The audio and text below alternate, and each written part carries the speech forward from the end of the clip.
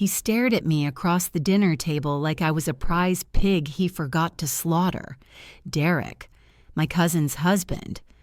Fork still halfway to his mouth, eyes glassy, smile slow. Brittany sat beside him, all sugar and silk, pretending nothing was wrong. "Claire, we've been thinking," she said, slicing her steak with too much care. "You're alone." Derek's exhausted. Logan needs structure. It's kind of perfect, don't you think? I didn't blink, because I wasn't shocked. I was done being shocked by people who mistook desperation for logic. She reached across the table, placed her hand over mine. We could make this work, like a real family. I pulled my hand back. The knife in my lap felt steadier than her offer. 2 hours earlier, I was sitting in the back seat of Brittany's SUV, watching the streetlights flicker through salt-smeared windows. "I still can't believe you're here," she chirped, adjusting the heat for the 3rd time. "It's been, 5 years?" "7, I said." She laughed like that meant something cute. "Well, it's good timing. Derek's been asking about you. That should have been a red flag." But I wasn't thinking clearly. I hadn't eaten in 12 hours, my head was still ringing from the bus ride, and honestly, I just wanted a hot shower and one quiet night. Their house hadn't changed. Same chipped flower pots out front, same sagging steps, same fake welcome sign hanging sideways by the porch light. Logan opened the door, 14, taller than I remembered. Eyes sharp like glass, waiting to cut something. He barely looked at me. "Hi," I offered. He walked off. Inside, the air smelled like stale air freshener and resentment. Brittany moved fast, pulling out placemats, lighting candles, trying too hard. "You hungry?" she asked, already setting plates. We made steak. Derek came down the stairs just as I was taking off my coat. He didn't say hi, didn't smile, just looked at me too long, like he was scanning for flaws or maybe checking if I still looked like the girl from those summers he wasn't supposed to watch. I sat anyway, because I needed to see how far they were willing to go. Dinner started awkward. Logan picked at his food. Brittany made forced conversation. Derek barely spoke, just kept staring. And when the plates were halfway cleared, Brittany finally said it. That line, that pitch, "You're alone." Derek's exhausted. Logan needs structure. She said it with a smile, and I smiled back. Because this was no longer dinner. This was war bait, and they had no idea how ready I was to bite. I didn't sleep that night, not because I was scared, God no, because I was thinking. Lying on that dusty twin mattress in Brittany's guest room, staring at the ceiling fan that squeaked every 5 seconds, I replayed everything, the glances between her and Derek, the way Logan avoided me like I was diseased, and that insane saccharine dinner pitch. They didn't lure me back here to reconnect. They wanted something. And people like Brittany don't just want you owe them by default. By sunrise, I was dressed and downstairs before anyone else woke up. The kitchen was quiet but not empty. A stack of mail sat on the counter, half opened. I flipped through it without guilt. Overdue utility bills, a pink envelope from a collections agency, 2 rejection letters, both addressed to Derek from local construction firms. So that's what this was. They weren't offering me family. They were offering me a job, an unpaid one. I poured myself a cup of bitter coffee and stepped out onto the porch. Fog blanketed the neighborhood in that hazy, almost holy way that makes everything look cleaner than it is. But this town wasn't clean. It was the kind of place that smiled in your face while slipping its hand into your purse. "Morning." I turned. "Mr. Harris, their neighbor, stood at the edge of the lawn in an old flannel jacket, holding a rake like it was a cane. He nodded toward the house. "You back for good?" he asked. I forced a smile. "Just visiting." He grunted. "Brittany says you're moving in, helping with the boy. Real sweet of you." My face didn't move. He squinted. "Be careful, Miss Morgan. Nice girls don't last long in that porch."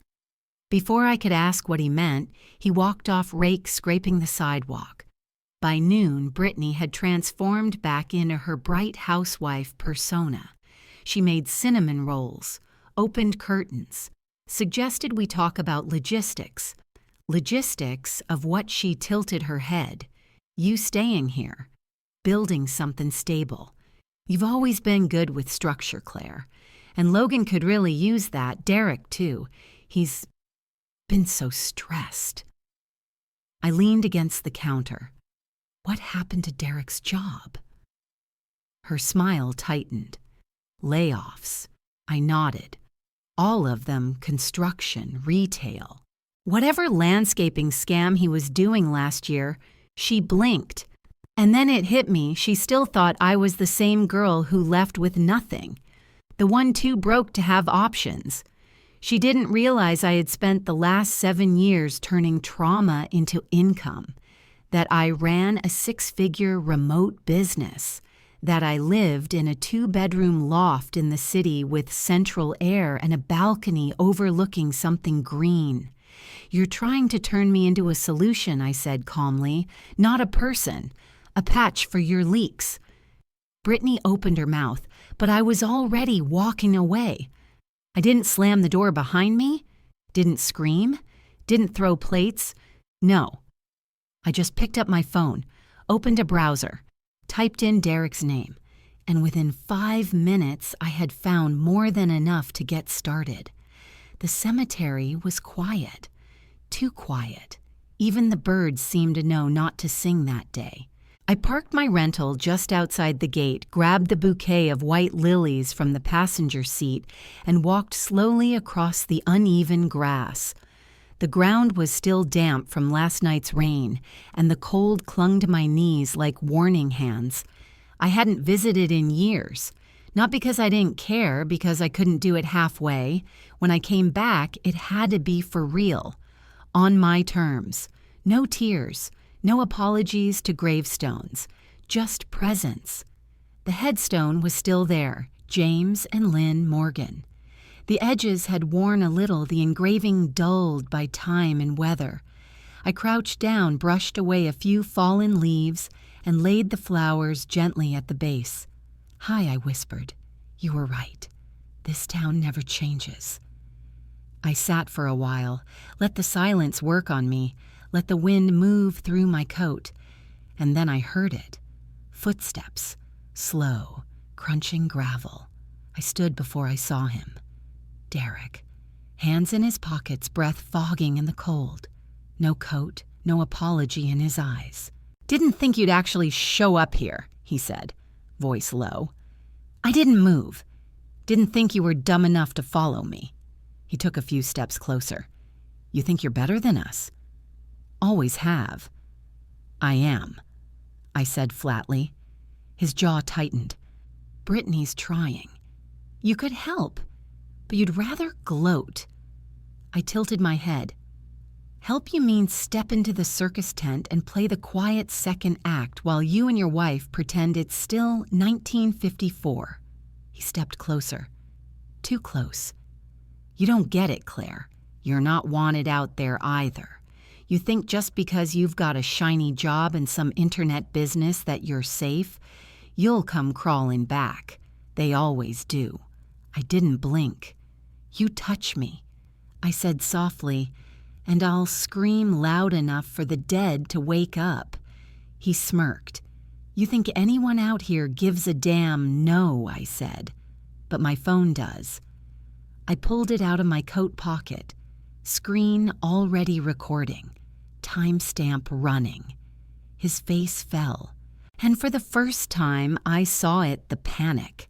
The desperation behind the bravado. the fear of being caught on record again, because this wasn't the first time Derek had cornered a woman when he thought no one was watching. "You're done?" I said. He turned without another word and walked off, shoulders hunched. I waited until he was out of sight, then took one last look at the headstone. "Sorry," I whispered. "I know you raised me to be kind, but I'm not here for grace anymore." I left the cemetery without looking back. That night, I sent the recording to 3 places: my lawyer, the local police, and a contact I hadn't spoken to in years, Tina Alvarez. She owed me a favor, and I was finally ready to collect. Tina Alvarez and I hadn't spoken in 6 years. Last time we were in the same room, I was crying into a bottle of red wine, and she was threatening to torch my ex's car. We were both broke back then, hustling freelance gigs, sharing passwords for Wi-Fi, pretending we weren't both drowning. Now she worked in risk compliance for a mid-size bank, and I owned a small wellness brand that did 6 figures last quarter. Survival, I've learned, has a strange way of circling back. I texted her one line, "Need a quiet check on someone who thinks he's clever." She replied in under 5 minutes, "Give me 48 hours." 2 days later, I was back in the guest room at Brittany's place, pretending to scroll social media while she ironed Logan's hoodie for school. Claire. "I just think we could be stronger together," she was saying. "You have your business, I have the household. We could build something like a family unit." I nodded, not listening, because my phone buzzed. Tina. One word. Jackpot. I excused myself to the bathroom, locked the door, and opened the file she sent. Derek Walker was in deep. 3 closed accounts flagged for suspicious activity. 1 flagged transfer to an unlicensed crypto platform in Nevada. A business license under his name that had been quietly revoked 6 months ago due to non-disclosure of felony charges. Oh, an impending IRS inquiry filed under an alias he used back in 2017. My hands tingled with adrenaline. He wasn't just a creep. He was stupid, and more importantly, traceable. I messaged Tina, "Can I share this with my legal?" Her reply, "Do it fast. He's going to start getting letters soon." That evening, I made dinner. Roasted garlic chicken, mashed potatoes, collard greens, a dish my mom used to make when she wanted to feel in control. The 3 of them sat around the table laughing like sitcom extras. Logan tossed peas at the dog. Brittany talked about homeschooling vibes. Derek didn't say much, but he watched me. Always watching. I waited until dessert. Then I slid a manila folder across the table. "What's this?" Brittany asked mid-laugh. "Something I thought you should see," I said calmly, pouring myself a glass of water. Derek picked it up, flipped it open, froze. "What the hell is this IRS filings?" I said. "Bank activity, fake names. Pretty amateur stuff, actually, but enough to bury you for a while." Brittany went pale. "Claire, where did you get this? I have friends," I said. "Ones who don't ask questions, unlike your husband." Derek stood up, fists clenched. "You're bluffing." "Cool. Then go ahead and call your lawyer. Let's all find out together." He didn't move. Brittany whispered something to him. He shook his head, and for the first time since I arrived, they both looked genuinely scared. "I'm not here to ruin you," I said, standing. "You're already doing that yourselves." I walked out, grabbing my coat from the hook, but before I reached the door, I turned back. "One more thing," I said. "If you ever show up at my place in the city again, I won't come with documents. I'll come with officers."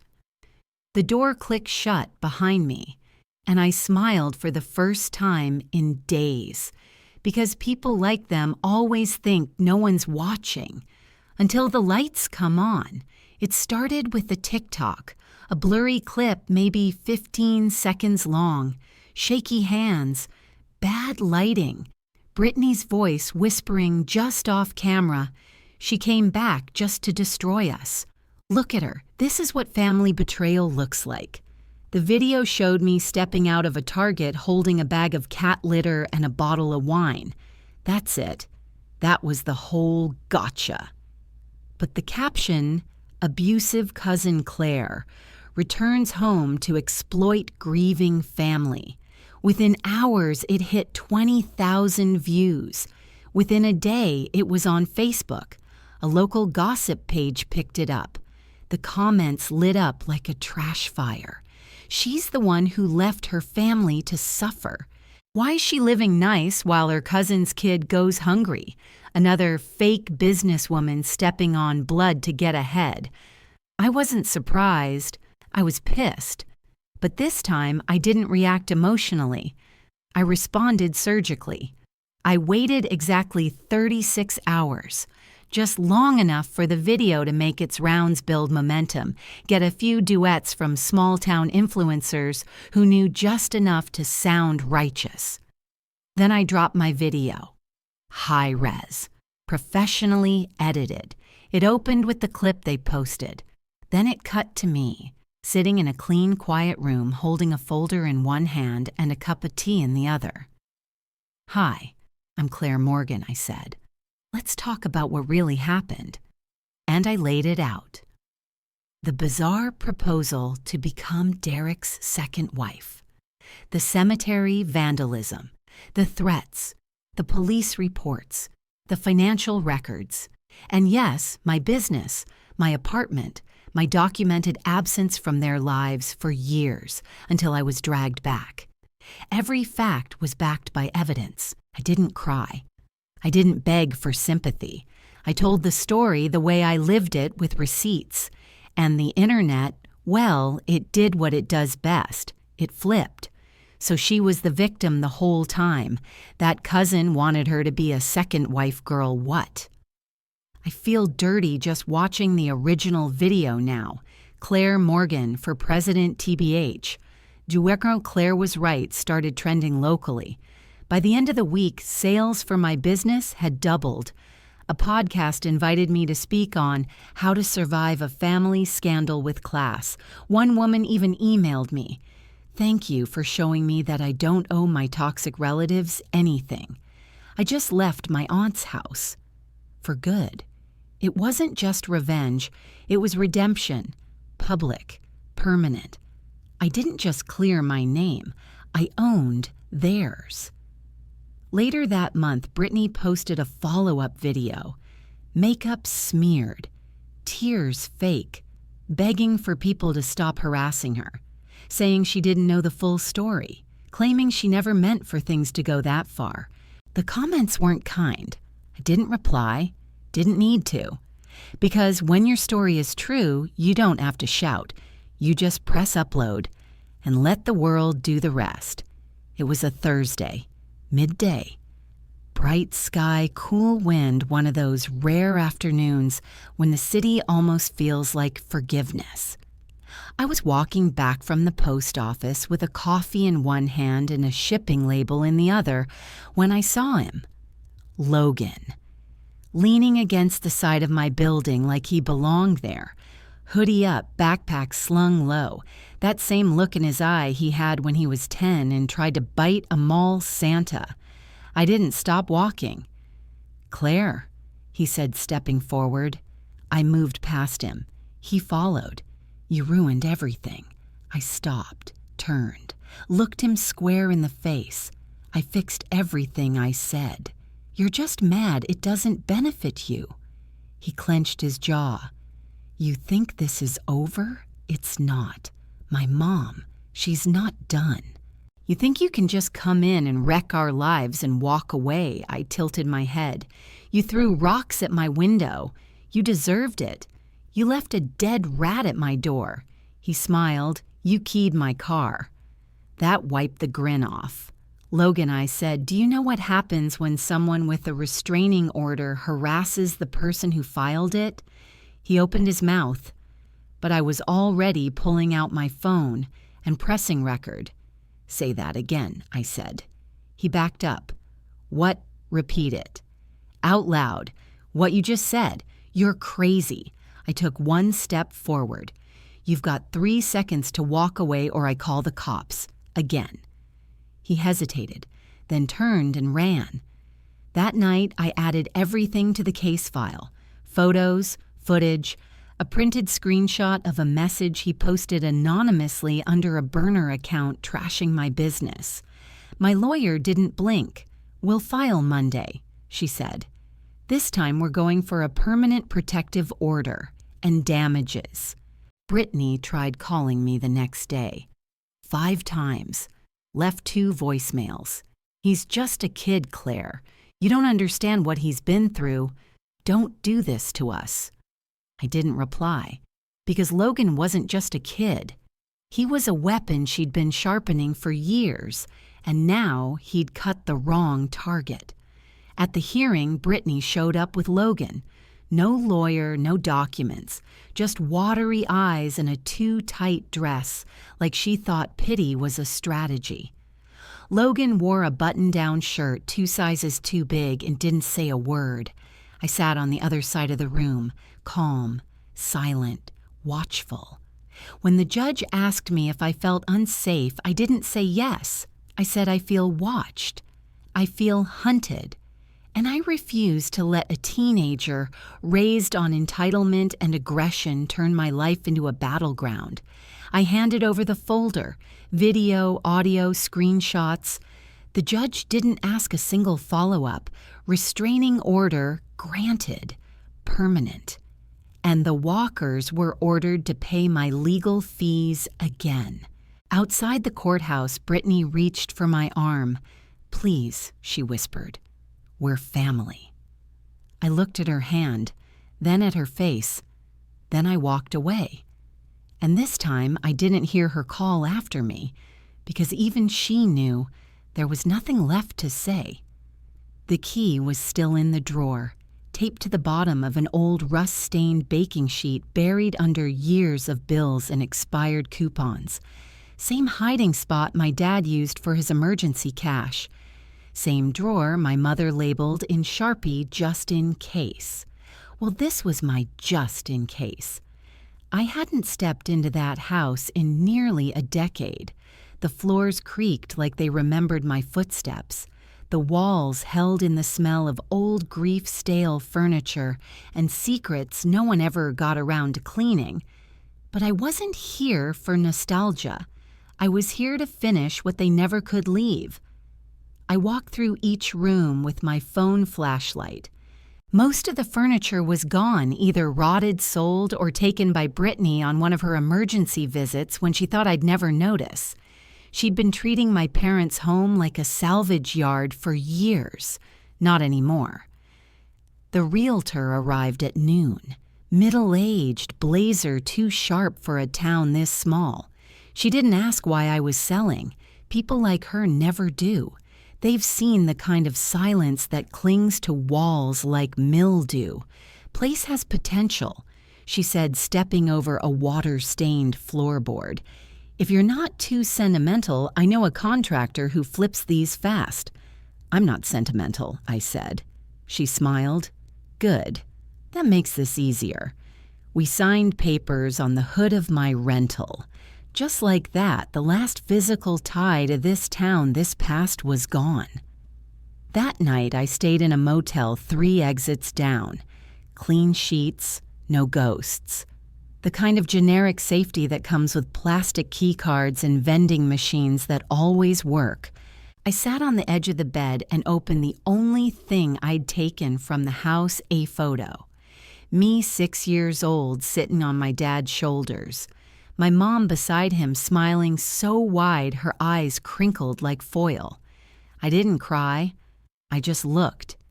And when I was done, I slipped the photo into my wallet, not to carry the past, but to remind myself why I'd never go back. 2 days later, I got the email, Property closed. Full payment received. Transfer complete. I forwarded it to my lawyer, then archived the thread. Later that evening, I opened a bottle of wine on my balcony. My real home. The one I paid for. The one with no footsteps I didn't remember taking. From my phone, I deleted the town from my weather app. Deleted Logan's name from my block list. Didn't need it anymore. And for the first time in years, I slept with the window open. The call came just after 10 p.m. Unknown number, no voicemail, just 2 rings and silence. I let it go. Then it came again and again. 5 times in under 15 minutes. I picked up on the 6th because people like Brittany don't know how to leave quietly. Her voice came through low, hoarse, and shaking. "Claire." "It's Logan." I said nothing. "He's in the hospital." Again. "It's bad. His liver. Or maybe his kidneys, I don't know. They're saying he might need surgery or a transplant. I can't afford it, still nothing from me." "I know we don't deserve your help," she said quickly. Words tripping over themselves. "But you have resources, you know people. Maybe you could just ask around, put it on your story. You don't even have to pay. Just please." I closed my eyes and leaned back against the headboard. The room was quiet. My life was quiet. I'd built it that way. I thought about the last time I saw Logan, the slouched hoodie, the sneer, the veiled threat, the way he spat my name like a curse someone had taught him young. I thought about Brittany's hands reaching for mine across a dinner table the night she offered me to her husband like a coupon. And I thought about every choice I made that led me here, every one of them mine. I opened my mouth, then closed it, and hung up. No reply, no anger, just silence. The next morning, I got a text from an unknown number. "You didn't even say goodbye." I blocked it. Because goodbye is for people who left something worth returning to, and they never did. I changed my number that afternoon. Walked into the phone store, handed over my ID, and told the guy behind the counter, "New number. No porting, no forwarding, burn it all." He blinked once, then nodded like he'd seen this kind of request before. The kind made by women with steady eyes and tired shoulders. While he clicked through forms, I stared at the rows of overpriced chargers, the dusty Bluetooth speakers, the posters promising unlimited everything as long as you stayed. I was done staying. By evening, my old phone was wiped, my contact list trimmed, and every thread with Brittany and Logan deleted like a virus, finally cleared. Or so I thought. A week later, it came in the mail. No return address, no name. Just a thick manila envelope slipped through my office mailbox. Inside a letter written in Logan's handwriting. Sloppy. Angry, but worse controlled. "You think you're better than us, but you're just like her. Cold. Selfish. You left. We broke because of you. I could have been more. I just needed one person not to give up on me. You'll regret it. Maybe not now, but you will." Folded beneath the letter was a photo, a printout of me sitting at a cafe 2 blocks from my apartment, taken from across the street, blurry, zoomed in. The timestamp was 3 days old. My stomach didn't drop. My hands didn't shake. I just stood there holding proof that the past wasn't done performing. And I smiled, because now I had what I needed. The detective took one look and nodded. Stalking. Threatening language. Violation of your restraining order. You did the right thing. They pulled surveillance from nearby traffic cams, the figure matching Logan's build. The timing consistent, the pattern clear. It took 72 hours to get the warrant, another 24 to find him. He was living out of someone's shed 2 towns over. Sleeping in a pile of clothes, eating dollar store soup, still clinging to the mythology his mother built around me, the villain who didn't save him. But this wasn't a story anymore. This was law. And for the first time in my life, the law was on my side. When the officer called to confirm the arrest, I thanked him and hung up. Then I sat on the floor, back against the couch, legs stretched out, sunlight spilling in through the windows of a home that didn't echo anymore. And for the first time, I said it out loud. He's not mine to fix, not anymore, not ever again. I didn't go to the sentencing hearing. Didn't need to. My lawyer said Logan barely looked up. The judge read off the charges: stalking, violation of protective orders, and the kicker, criminal harassment. 6 months in a juvenile rehabilitation center with mandatory psychiatric evaluation. Brittany didn't show.